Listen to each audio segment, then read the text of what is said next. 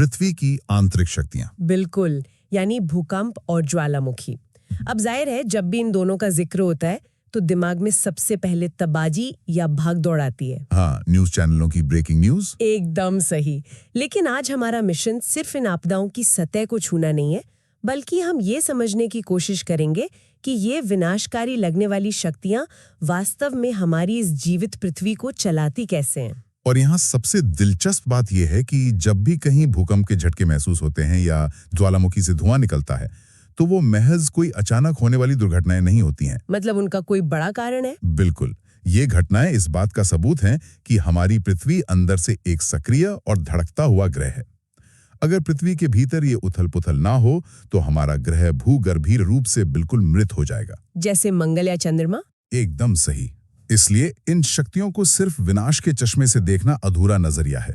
ये वास्तव में पृथ्वी के उस विशाल इंजन की आवाज हैं जो दुनिया को आकार दे रहा है। पृथ्वी का इंजन, ये शब्द इस पूरी प्रक्रिया को समझने के लिए एकदम सटीक है। मैं इसे इस तरह से देख रही थी कि हम जिस जमीन को बिल्कुल ठोस और अचल मानते हैं, वो असल में लगातार खिसक रही है। हाँ, जिसे विज्ञान की भाषा में प्लेट टेक्टोनिक्स कहा जाता है। तो इसी इंजन की कार्यप्रणाली से शुरुआत करते हैं। स्रोत सामग्री के अनुसार पृथ्वी का जो बाहरी आवरण है, जिसे स्थलमंडल या लिथोस्फीयर कहते हैं, वो किसी अंडे के छिलके की तरह एक अखंड ठोस टुकड़ा नहीं है, बल्कि वो कई विशाल प्लेटों में बटा हुआ है। हाँ, एक विशाल जिगसॉ पजल की तरह। और ये भारी प्लेटें अंदर के आंशिक रूप से पिघले हुए हिस्से, जिसे स्थिनोस्फीयर कहते हैं, उस पर तैर रही हैं। और यहीं पर वो सवाल आता है कि इस इंजन का ईंधन आखिर आता कहां से है?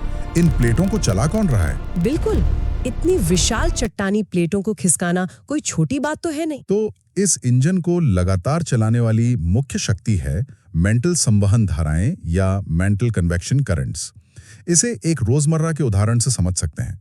कल्पना की जा सकती है कि गैस पर एक बर्तन में पानी उबल रहा है। तो जो पानी आग के करीब है, वो गर्म होके ऊपर उठेगा। एकदम सही। वो हल्का होकर ऊपर की तरफ उठता है और फिर सतह पर आकर थोड़ा ठंडा होता है, भारी हो जाता है और किनारों से वापस नीचे जाने लगता है। यानी पृथ्वी के भीतर भी बिल्कुल यही चक्रीय प्रक्रिया चल रही है। हाँ, पृथ्वी के कोर की अत्यधिक गर्मी के कारण मेंटल का पिघला हुआ हिस्सा ऊपर उठता है, लिथोस्फीयर की प्लेटों से टकराकर क्षैतिज रूप से बहने लगता है और ठंडा होकर वापस गहराई में समा जाता है।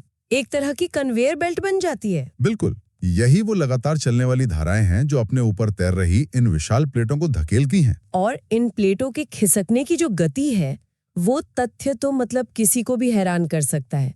ये विशाल प्लेटें प्रतिवर्ष केवल 2 से 15 सेंटीमीटर की दर से खिसकती हैं, जो कि बहुत ही मामूली गति है। हाँ, जरा सोचिए, ये बिल्कुल वही गति है जिस गति से हमारे हाथों के नाखून बढ़ते हैं। ये एक बहुत ही शानदार तुलना है। मतलब जब तक ये डीप डाइव खत्म होगा, प्रशांत महासागर या यूरेशियन प्लेट जैसी विशाल चीजें कुछ माइक्रोमीटर खिसक चुकी होंगी। भूविज्ञान में समय का पैमाना बहुत बड़ा होता है। ये गति भले ही चींटी की चाल जैसी लगे, लेकिन जब ये लाखों सालों तक बिना रुके चलती है, तो महाद्वीपों को दुनिया के एक सिरे से दूसरे सिरे तक पहुंचा देती है। और चूंकि ये प्लेटें लगातार खिसक रही हैं, तो जाहिर है कि वे आपस में टकराएंगी भी या एक दूसरे से दूर जाएंगी। बिल्कुल, इसी व्यवहार के आधार पर भूविज्ञानिकों ने प्लेटों की गति को 3 मुख्य सीमाओं में बांटा है।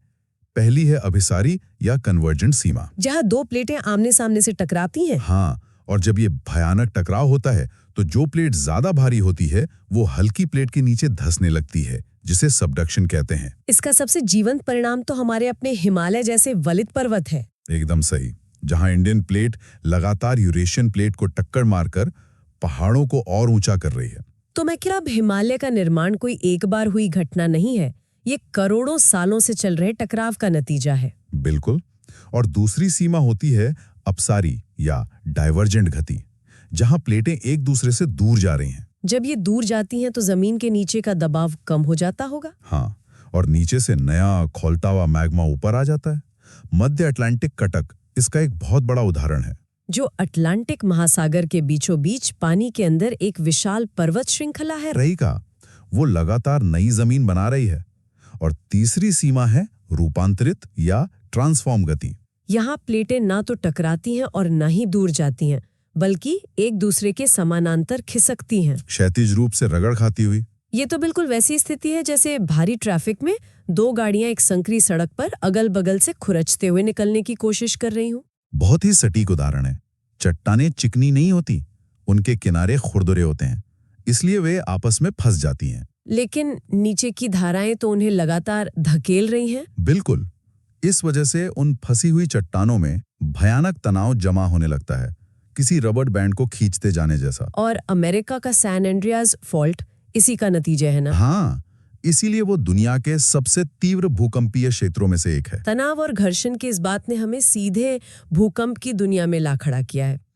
जब वो रबर बैंड वाला तनाव अपनी चरम सीमा पर पहुंचता है और चट्टानें अचानक टूट जाती हैं, तो जमा हुई ऊर्जा एक ही झटके में मुक्त होती है। इसी कंपन को हम भूकंप कहते हैं। अब जब भी भूकंप आता है, दो तकनीकी शब्दों का बहुत जिक्र होता है, भूकंप मूल और अधिकेंद्र। इन दोनों के बीच का अंतर समझना बहुत जरूरी है। भूकंप मूल, जिसे हाइपोसेंटर कहते हैं, वो गहराई में स्थित बिंदु है जहां चट्टानें वास्तव में टूटती हैं। मतलब सारा धमाका जमीन के कई किलोमीटर नीचे इसी मूल पर होता है।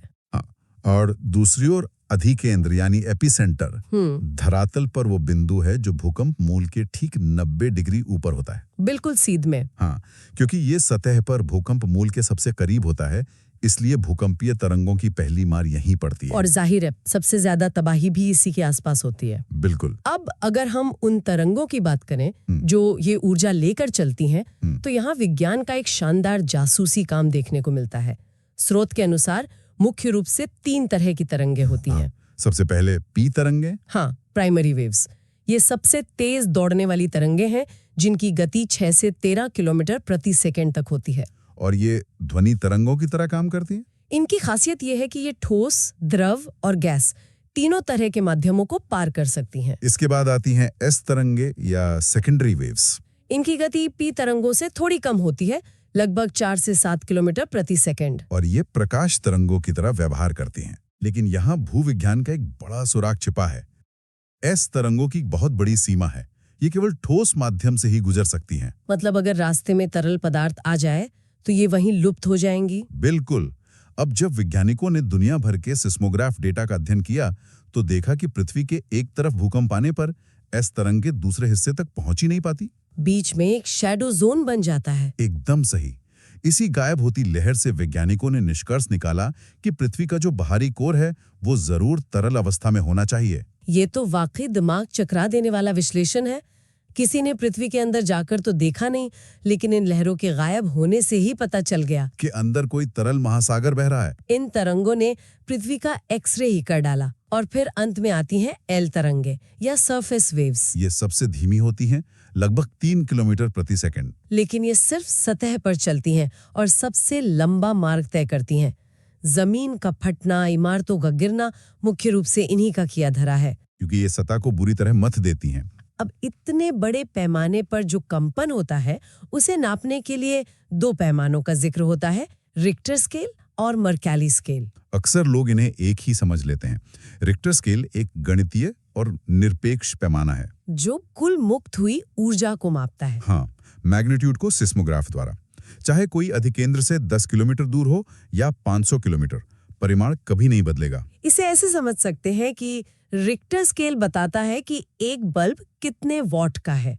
अगर बल्ब 100 वॉट का है तो वो 100 वॉट का ही रहेगा। बहुत अच्छा उदाहरण है। लेकिन मर्कैली स्केल धरातल पर हुए दृश्यमान विनाश को मापता है। हाँ, तीव्रता या इंटेंसिटी को, जो अवलोकन पर आधारित है और 1 से 12 तक होती है। यानी अगर कोई शहर अधिकेंद्र के पास है तो मर्कैली तीव्रता 9 या 10 हो सकती है, लेकिन 300 किलोमीटर दूर बैठे व्यक्ति के लिए ये सिर्फ 2 या 3 होगी, क्योंकि वहां सिर्फ पंखे हिले होंगे। एक ही भूकंप, लेकिन अलग अलग जगहों पर अलग अलग मर्कैली तीव्रता। बिल्कुल। जब जमीन के अंदर गैस और पिघली चट्टानों का दबाव बर्दाश्त से बाहर हो जाता है तो ये वाल्व खुलता है। पहाड़ के ऊपर का वो प्राकृतिक छिद्र जिससे लावा, गैसें और राख बाहर आते हैं। लेकिन हर ज्वालामुखी एक जैसा नहीं फटता। सारा खेल इस बात का है कि अंदर का मैग्मा कितना पतला या गाढ़ा है। इसी आधार पर इसके प्रकार हैं। पहला है हवाई तुल्य ज्वालामुखी। ये अत्यंत शांत स्वभाव का होता है, लावा बहुत पतला होता है, पानी या शहद की तरह। इसलिए गैसें आसानी से निकल जाती हैं और लावा बिना विस्फोट के बहता रहता है। फिर आता है स्ट्रोम्बोली तुल्य ज्वालामुखी। इसमें लावा थोड़ा गाढ़ा होने लगता है। हाँ, गैसें आसानी से नहीं निकल पाती हैं और रुक रुक कर लयबद्ध तरीके से हल्के विस्फोट होते हैं, जैसे कोई भारी मशीन धक धक कर रही हो। इसके बाद वल्कानो तुल्य ज्वालामुखी का नंबर आता है, जो काफी खतरनाक होता है। इसमें मैग्मा इतना गाढ़ा होता है कि गैसें कैद हो जाती हैं और जब फूटती हैं तो भयंकर विस्फोट होता है। बिल्कुल, गैसें और राख आसमान में इतनी ऊंचाई तक उठती हैं कि एक विशाल काले फूल गोभी के आकार का बादल बना लेती हैं। इसका दृश्य तो किसी हॉलीवुड फिल्म जैसा खौफनाक होता होगा। और सबसे भयानक तो पिलियन तुल्य ज्वालामुखी है ना? हाँ, ये सबसे अधिक विनाशकारी माना जाता है क्योंकि इसका मैग्मा सबसे ज्यादा गाढ़ा और चिपचिपा होता है। तो ये बाहर आते ही मुहाने पर जम जाता होगा। एक कॉर्क की तरह उसे पूरी तरह बंद कर देता है। नीचे से गैसें लगातार आ रही हैं, दबाव बढ़ता रहता है। और फिर एक दिन जब दबाव बर्दाश्त से बाहर होता है तो पूरा का पूरा पहाड़ ही उड़ जाता है। गर्म राख का तूफान सब कुछ राख कर देता है। ये तो फटने के तरीके की बात हुई। सक्रियता के आधार पर भी इन्हें बांटा गया है। सबसे पहले सक्रिय ज्वालामुखी, जिनमें निरंतर उद्गार होता है, जैसे इटली का एटना और स्ट्रोम्बोली। फिर आते हैं सुषुप्त ज्वालामुखी, जो लंबे समय से शांत बैठे हैं, लेकिन अंदर मैग्मा का भंडार मौजूद है और ये अत्यधिक खतरनाक होते हैं क्योंकि लोगों को लगता है कि ये अब कभी नहीं फटेंगे और वे ढलानों पर बस्तियां बसा लेते हैं। इटली का वेसुवियस इसका खौफनाक उदाहरण है। और अंत में होते हैं शांत या मृत ज्वालामुखी, जिनका कोई ऐतिहासिक रिकॉर्ड नहीं है और मुहाने में अक्सर पानी भर जाता है, जैसे म्यांमार का माउंट पोपा। अब सारा का सारा मैग्मा बाहर नहीं आता, बहुत सारा पपड़ी के अंदर ही जम जाता है। जमीन के अंदर की ये छिपी हुई वास्तुकला भी बहुत दिलचस्प है। अगर मैग्मा किसी दरार में लंबवत या सीधे खंभे की तरह जम जाए तो उसे डाइक कहते हैं। और अगर वही मैग्मा चट्टानों की परतों के बीच क्षैतिज रूप से फैलकर जम जाए तो उसे सिल कहा जाता है। इसके अलावा अगर मैग्मा ऊपर की ओर जोर लगाए लेकिन सतह को तोड़ ना पाए और चट्टानों को एक गुंबद के आकार में उभार दे तो उस विशाल जमाव को लैकोलिथ कहते हैं। और अगर मैग्मा किसी अवतल बेसिन या कटोरे जैसी जगह में जमे तो उसे लोपोलिथ कहा जाता है। जमीन के अंदर की ये दुनिया वाकई अद्भुत है। अब अगर हम इन प्रक्रियाओं को एक वैश्विक नजरिया दें तो एक ग्लोबल थ्रेट मैप सामने आता है। दुनिया का सबसे चर्चित इलाका है प्रशांत महासागर का रिंग ऑफ फायर। आंकड़े चौंकाने वाले हैं। विश्व के 75% सक्रिय ज्वालामुखी और 90% भूकंप इसी क्षेत्र में आते हैं। क्योंकि ये प्रशांत महासागर के चारों ओर फैले सबडक्शन जोन के किनारे स्थित है, जहां विशाल प्रशांत प्लेट अन्य प्लेटों के नीचे खिसक रही है। भारी टकराव की वजह से ये किनारा इतना अस्थिर है। इसके अलावा मध्य महाद्वीपीय पेटी भी है, जो आल्प से लेकर हिमालय तक फैली है। और भारत का भूकंपीय क्षेत्र इसी में आता है। दुनिया के 21% भूकंप यहाँ आते हैं क्योंकि इंडियन प्लेट यूरेशियन प्लेट से टकरा रही है। एक और पेटी है मध्य अटलांटिक कटक पेटी, जो अटलांटिक महासागर में एस आकार में फैली है, जहां प्लेटों के अपसरण के कारण दरारी ज्वालामुखी आते हैं। इन शक्तियों का इंसानी नजरिया अक्सर सिर्फ विध्वंस तक सीमित रहता है। तो स्वाभाविक है, सुनामी आती है, जनधन की हानि होती है। लेकिन अगर बड़े परिप्रेक्ष्य में देखें तो ये विनाश निर्माण भी करता है। ज्वालामुखियों ने ही पृथ्वी को कुछ सबसे उपजाऊ जमीनें दी हैं, जैसे भारत के दक्कन पठार की काली मिट्टी, जो करोड़ों साल पहले हुए दरारी ज्वालामुखी उद्गारों का ही परिणाम है। साथ ही समुद्र के बीच विस्फोटों से नए द्वीपों का जन्म होता है। जी।